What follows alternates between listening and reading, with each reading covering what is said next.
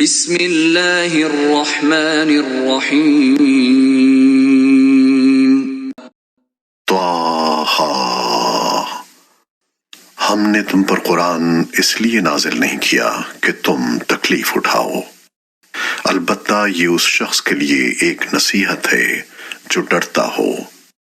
اسے اس ذات کی طرف سے تھوڑا تھوڑا کر کے نازل کیا جا رہا ہے جس نے زمین اور اونچے اونچے آسمان پیدا کیے ہیں۔ وہ بڑی رحمت والا عرش پر استوا فرمائے ہوئے ہے۔ آسمانوں اور زمین میں جو کچھ ہے اور ان کے درمیان جو کچھ ہے وہ سب بھی اسی کی ملکیت ہے، اور زمین کی تہوں کے نیچے جو کچھ ہے وہ بھی۔ اگر تم کوئی بات بلند آواز سے کہو یا آہستہ تو وہ چپکے سے کہی ہوئی باتوں کو بلکہ اور زیادہ چھپی ہوئی باتوں کو بھی جانتا ہے۔ اللہ وہ ہے جس کے سوا کوئی معبود نہیں ہے، اسی کے اچھے اچھے نام ہیں۔ اور اے پیغمبر، کیا تم تک موسیٰ کا واقعہ پہنچا ہے؟ یہ اس وقت کی بات ہے جب ان کو ایک آگ نظر آئی تو انہوں نے اپنے گھر والوں سے کہا، تم یہیں ٹھہرو، میں نے ایک آگ دیکھی ہے، شاید میں اس میں سے کوئی شعلہ تمہارے پاس لے آؤں یا اس آگ کے پاس مجھے راستے کا پتہ مل جائے۔ چنانچہ جب وہ آگ کے پاس پہنچے تو انہیں آواز دی گئی کہ اے موسیٰ، یقین سے جان لو کہ میں ہی تمہارا رب ہوں۔ اب تم اپنے جوتے اتار دو، تم اس وقت طویٰ کی مقدس وادی میں ہو، اور میں نے تمہیں نبوت کے لیے منتخب کیا ہے، لہذا جو بات وحی کے ذریعے کہی جا رہی ہے اسے غور سے سنو۔ حقیقت یہ ہے کہ میں ہی اللہ ہوں، میرے سوا کوئی معبود نہیں ہے، اس لیے میری عبادت کرو اور مجھے یاد رکھنے کے لیے نماز قائم کرو۔ یقین رکھو کہ قیامت کی گھڑی آنے والی ہے، میں اس کے وقت کو خفیہ رکھنا چاہتا ہوں تاکہ ہر شخص کو اس کے کیے کا بدلہ ملے، لہذا کوئی ایسا شخص تمہیں اس سے ہرگز غافل نہ کرنے پائے جو اس پر ایمان نہ رکھتا ہو اور اپنی خواہشات کے پیچھے چلتا ہو، ورنہ تم ہلاکت میں پڑ جاؤ گے۔ اور موسیٰ، یہ تمہارے دائیں ہاتھ میں کیا ہے؟ موسیٰ نے کہا، یہ میری لاٹھی ہے، میں اس کا سہارا لیتا ہوں اور اس سے اپنی بکریوں پر درخت سے پتے جھاڑتا ہوں، اور اس سے میری دوسری ضروریات بھی پوری ہوتی ہیں۔ فرمایا، موسیٰ اسے نیچے پھینک دو۔ چنانچہ انہوں نے اسے پھینک دیا، بس پھر کیا تھا، وہ اچانک ایک دوڑتا ہوا سانپ بن گئی۔ اللہ نے فرمایا، اسے پکڑ لو اور ڈرو نہیں، ہم ابھی اسے اس کی پچھلی حالت پر لوٹا دیں گے۔ اور اپنے ہاتھ کو اپنے بغل میں دباؤ، وہ کسی بیماری کے بغیر سفید ہو کر نکلے گا، یہ تمہاری نبوت کی ایک اور نشانی ہوگی۔ یہ ہم اس لیے کر رہے ہیں تاکہ اپنی بڑی نشانیوں میں سے کچھ تمہیں دکھائیں۔ اب فرعون کے پاس جاؤ، وہ سرکشی میں حد سے نکل گیا ہے۔ موسیٰ نے کہا، پروردگار، میری خاطر میرا سینہ کھول دیجئے اور میرے لیے میرا کام آسان بنا دیجئے، اور میری زبان میں جو گرہ ہے اسے دور کر دیجئے تاکہ لوگ میری بات سمجھ سکیں، اور میرے لیے میرے خاندان ہی کے ایک فرد کو مددگار مقرر کر دیجئے، یعنی ہارون کو جو میرے بھائی ہیں، ان کے ذریعے میری طاقت مضبوط کر دیجئے اور ان کو میرا شریک کار بنا دیجئے تاکہ ہم کثرت سے آپ کی تسبیح کریں اور کثرت سے آپ کا ذکر کریں، بے شک آپ ہمیں اچھی طرح دیکھنے والے ہیں۔ اللہ نے فرمایا، موسیٰ، تم نے جو کچھ مانگا ہے تمہیں دے دیا گیا، اور ہم نے تم پر ایک اور مرتبہ بھی احسان کیا تھا جب ہم نے تمہاری ماں سے وحی کے ذریعے وہ بات کہی تھی جو اب وحی کے ذریعے تمہیں بتائی جا رہی ہے کہ اس بچے کو صندوق میں رکھو، پھر اس صندوق کو دریا میں ڈال دو، پھر دریا کو چھوڑ دو کہ وہ اسے ساحل کے پاس لا کر ڈال دے، جس کے نتیجے میں ایک ایسا شخص اس بچے کو اٹھا لے گا جو میرا بھی دشمن ہوگا اور اس کا بھی دشمن، اور میں نے اپنی طرف سے تم پر ایک محبوبیت نازل کر دی تھی، اور یہ سب اس لیے کیا تھا تاکہ تم میری نگرانی میں پرورش پاؤ۔ اس اس وقت کا تصور کرو جب تمہاری بہن گھر سے چلتی ہے اور فرعون کے کارندوں سے یہ کہتی ہے، کیا میں تمہیں اس عورت کا پتہ بتاؤں جو اس بچے کو پالے؟ اس طرح ہم نے تمہیں تمہاری ماں کے پاس لوٹا دیا تاکہ اس کی آنکھ ٹھنڈی رہے اور وہ غمگین نہ ہو۔ اور تم نے ایک شخص کو مار ڈالا تھا، پھر ہم نے تمہیں اس گھٹن سے نجات دی اور تمہیں کئی آزمائشوں سے گزارا، پھر تم کئی سال مدین والوں میں رہے۔ اس کے بعد اے موسیٰ، تم ایک ایسے وقت پر یہاں آئے ہو جو پہلے سے مقدر تھا، اور میں نے تمہیں خاص اپنے لیے بنایا ہے۔ تم اور تمہارا بھائی دونوں میری نشانیاں لے کر جاؤ اور میرا ذکر کرنے میں سستی نہ کرنا۔ دونوں فرعون کے پاس جاؤ، وہ حد سے آگے نکل چکا ہے۔ جا کر دونوں اس سے نرمی سے بات کرنا، شاید وہ نصیحت قبول کرے یا اللہ سے ڈر جائے۔ دونوں نے کہا، ہمارے پروردگار، ہمیں اندیشہ ہے کہ کہیں وہ ہم پر زیادتی نہ کرے یا کہیں سرکشی پر آمادہ نہ ہو جائے۔ اللہ نے فرمایا، ڈرو نہیں، میں تمہارے ساتھ ہوں، سن بھی رہا ہوں اور دیکھ بھی رہا ہوں۔ اب اس کے پاس جاؤ اور کہو کہ ہم دونوں تمہارے رب کے پیغمبر ہیں، اس لیے بنو اسرائیل کو ہمارے ساتھ بھیج دو اور انہیں تکلیفیں نہ پہنچاؤ۔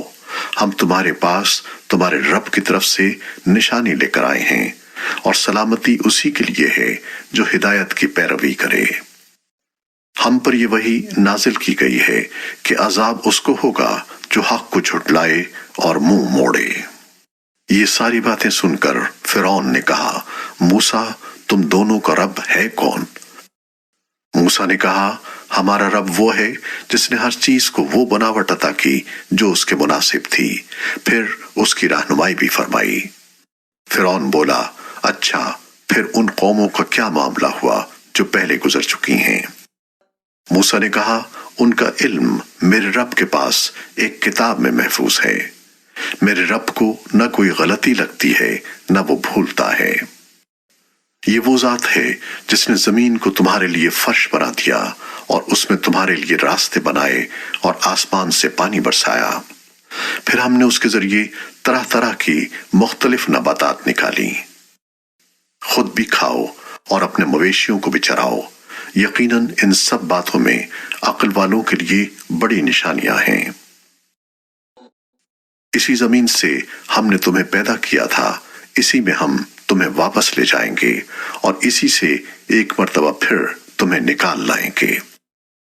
حقیقت یہ ہے کہ ہم نے اس فرعون کو اپنی ساری نشانیاں دکھائیں، مگر وہ جھٹلاتا ہی رہا اور مان کر نہیں دیا۔ کہنے لگا، موسیٰ، کیا تم اس لیے آئے ہو کہ اپنے جادو کے ذریعے ہمیں اپنی زمین سے نکال باہر کرو؟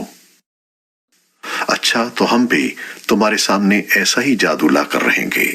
اب تم کسی کھلے میدان میں ہمارے اور اپنے درمیان مقابلے کا ایسا وقت طے کر لو جس کی خلاف ورزی نہ ہم کریں نہ تم کرو۔ موسیٰ نے کہا، تم سے وہ دن طے ہے جس میں جشن منایا جاتا ہے، اور یہ بھی طے ہے کہ دن چڑھے ہی لوگوں کو جمع کر لیا جائے۔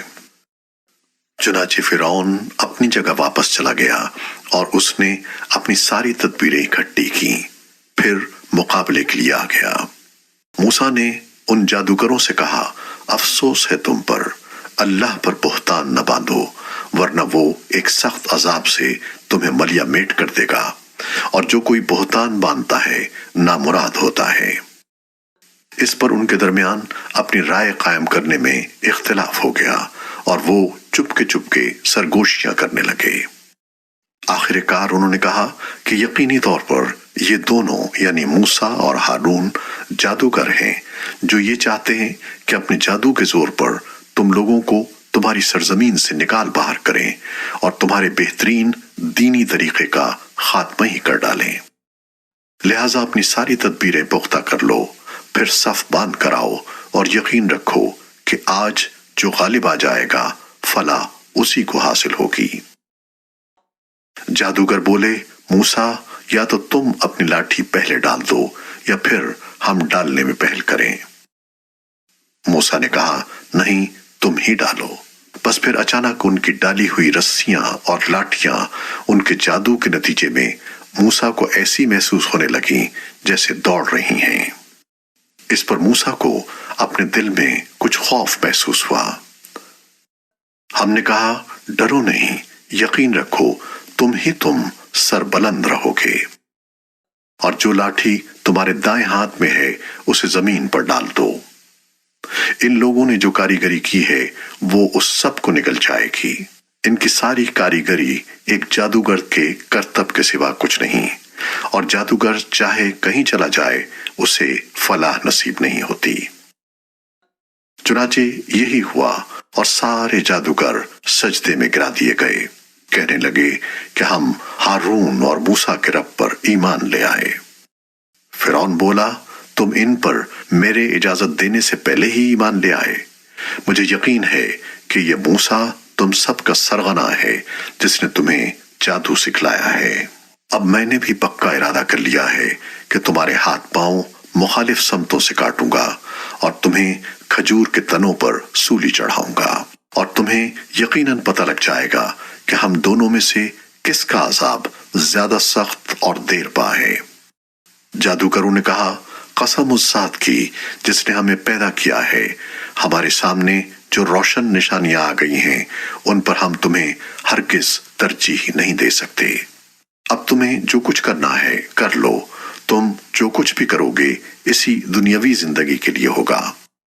हम तो अपने रब पर ईमान ला चुके हैं ताकि वो हमारे गुनाहों को भी बख्श दे और जादू के उस काम को भी जिस पर तुमने हमें मजबूर किया, और अल्लाह ही सबसे अच्छा और हमेशा बाकी रहने वाला है। हकीकत यह है कि जो शख्स अपने परवरदिगार के पास मुजरिम बनकर आएगा उसके लिए जहन्नुम है जिसमें न वो मरेगा और न जिएगा, और जो शख्स उसके पास मोमिन बनकर आएगा जिसने नेक अमल भी किए होंगे तो ऐसे ही लोगों के लिए बुलंद दर्जात हैं। वो हमेशा रहने वाले बागात जिनके नीचे से नहरें बहती होंगी जिनमें वो हमेशा रहेंगे, और ये सिला है उसका जिसने पाकीज़गी इख्तियार की।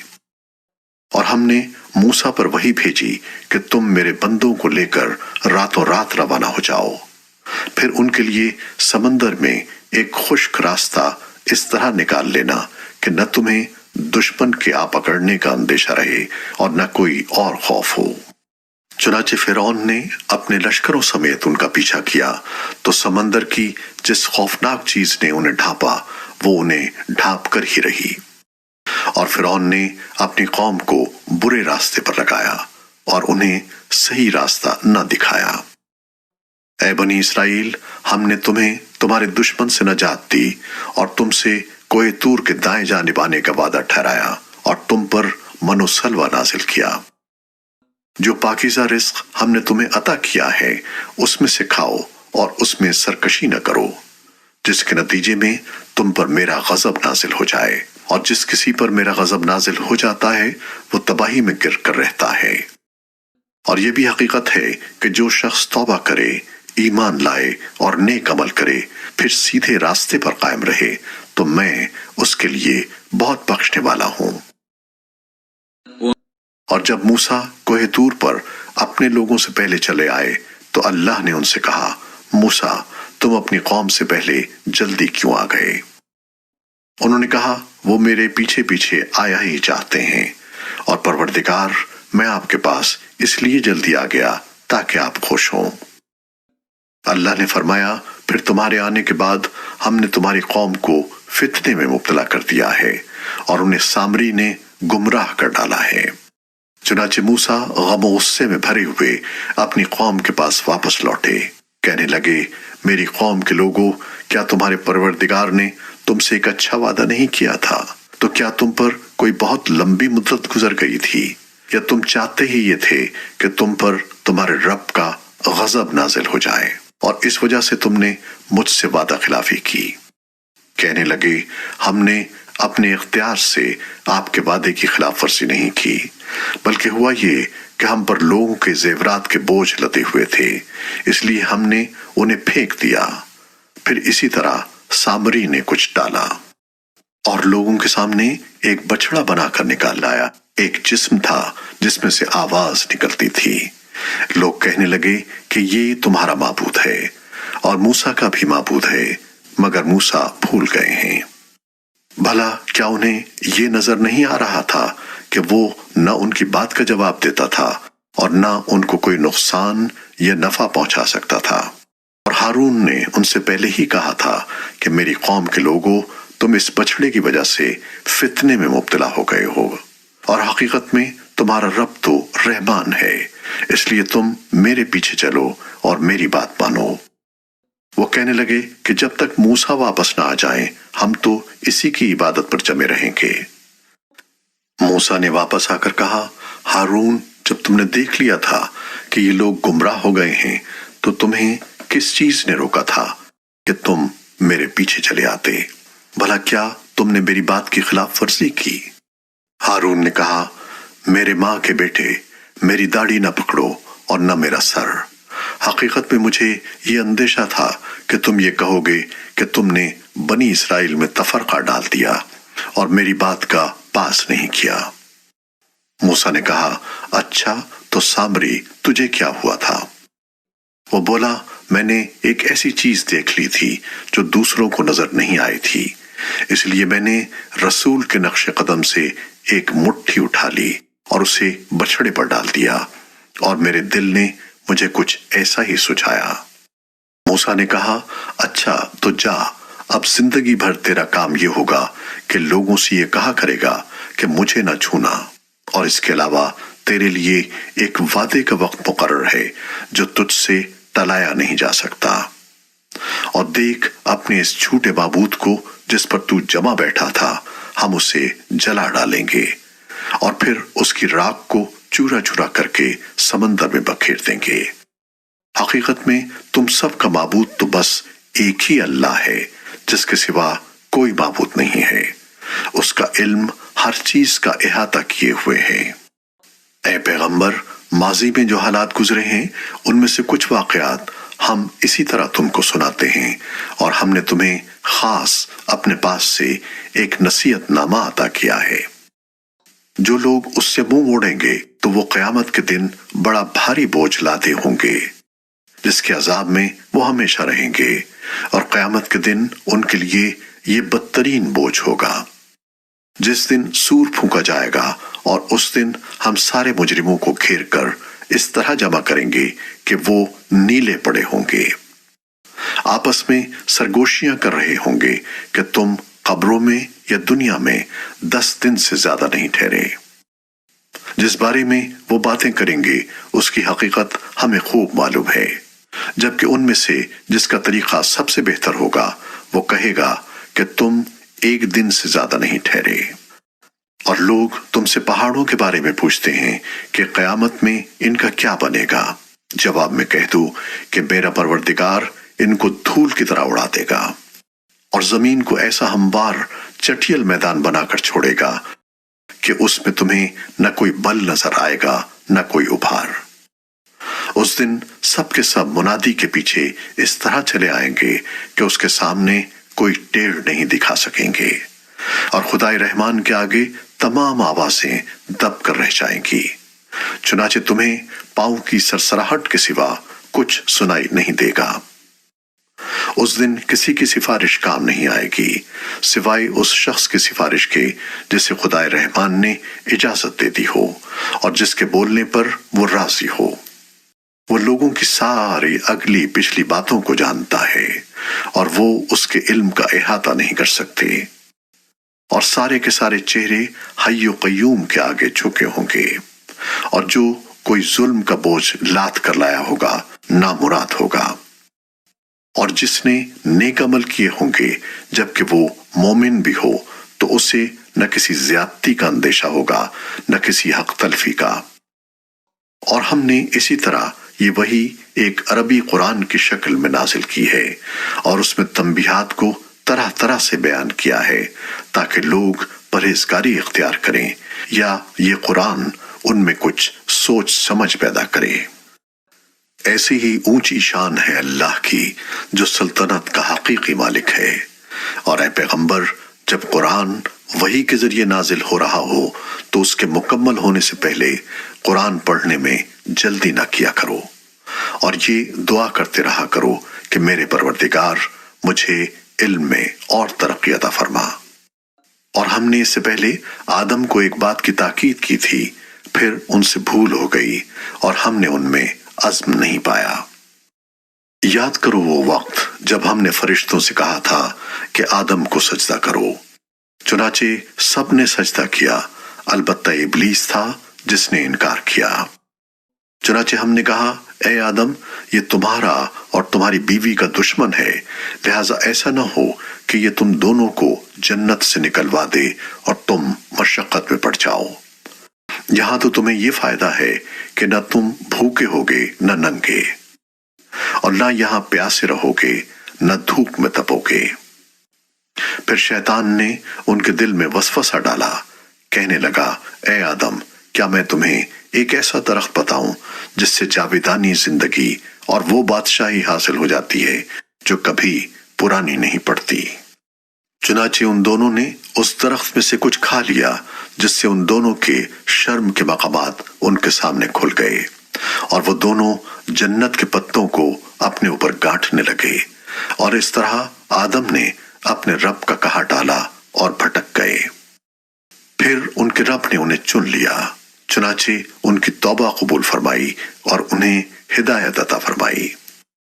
اللہ نے فرمایا تم دونوں کے دونوں یہاں سے نیچے اتر جاؤ، تم ایک دوسرے کے دشمن ہوگے، پھر اگر تمہیں میری طرف سے کوئی ہدایت پہنچے تو جو کوئی میری ہدایت کی پیروی کرے گا وہ نہ گمراہ ہوگا اور نہ کسی مشکل میں گرفتار ہوگا، اور جو میری نصیحت سے منہ موڑے گا تو اس کو بڑی تنگ زندگی ملے گی، اور قیامت کے دن ہم اسے اندھا کر کے اٹھائیں گے۔ وہ کہے گا یا رب، تو نے مجھے اندھا کر کے کیوں اٹھایا حالانکہ میں تو آنکھوں والا تھا؟ اللہ کہے گا اسی طرح ہماری آیتیں تیرے پاس آئی تھیں مگر تو نے انہیں بھلا دیا، اور آج اسی طرح تجھے بھلا دیا جائے گا۔ اور جو شخص حد سے گزر جاتا ہے اور اپنے پروردگار کی نشانیوں پر ایمان نہیں لاتا، اسے ہم اسی طرح سزا دیتے ہیں، اور آخرت کا عذاب واقعی زیادہ سخت اور زیادہ دیر رہنے والا ہے۔ پھر کیا ان لوگوں کو اس بات نے بھی کوئی ہدایت کا سبق نہیں دیا کہ ان سے پہلے کتنی نسلیں تھیں جنہیں ہم نے ہلاک کر دیا، جن کی بستیوں میں یہ لوگ چلتے پھرتے بھی ہیں؟ یقیناً جن لوگوں کے پاس عقل ہے ان کے لیے اس بات میں عبرت کے بڑے سامان ہیں۔ اور اگر تمہارے رب کی طرف سے ایک بات پہلے ہی طے نہ کر دی گئی ہوتی اور اس کے نتیجے میں عذاب کی ایک میعاد مقرر نہ ہوتی تو لازمی طور پر عذاب ان کو چمٹ چکا ہوتا۔ لہٰذا اے پیغمبر، یہ لوگ جو باتیں کرتے ہیں تم ان پر صبر کرو، اور سورج نکلنے سے پہلے اور اس کے غروب سے پہلے اپنے رب کی تسبیح اور حمد کرتے رہو، اور رات کے اوقات میں بھی تسبیح کرو اور دن کے کناروں میں بھی، تاکہ تم خوش ہو جاؤ۔ اور دنیاوی زندگی کی اس بہار کی طرف آنکھیں اٹھا کر بھی نہ دیکھو جو ہم نے ان کافروں میں سے مختلف لوگوں کو مزے اڑانے کے لیے دے رکھی ہے، تاکہ ہم ان کو اس کے ذریعے آزمائیں، اور تمہارے رب کا رزق سب سے بہتر اور سب سے زیادہ دیر پا ہے۔